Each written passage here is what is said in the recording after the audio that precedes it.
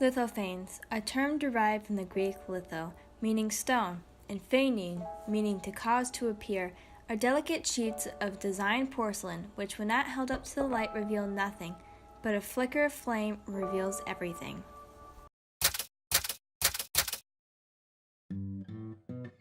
Factories in Europe would hire women to create intricate designs out of beeswax, and then the men in the factory would use these carved designs to create molds to be used for mass production of lithophanes.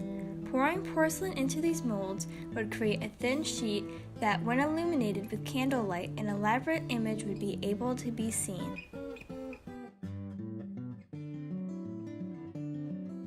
Around 100 years later, a Toledoan, Laurel Gutschall Blair, whose father had opened the Blair Realty and Investment Company in 1908, attended a meeting with some of the collectors from the International Music Box Society in Berlin Heights, Ohio.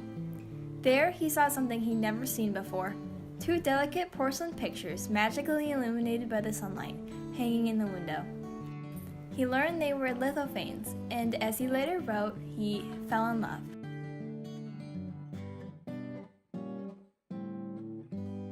Enchanted by the artwork, Blair spent the next decades traveling the world pursuing his passion for collecting these delicate sheets of porcelain. Collecting over 2,300 lithophanes, he opened his own private museum in 1965.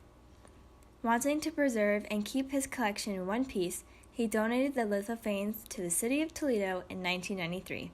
They now have a home in the Blair Museum of Lithophanes in the Toledo Botanical Gardens. There, dedicated volunteers promote Blair's passion in hopes that each visitor will be inspired to share Blair's love for lithophanes.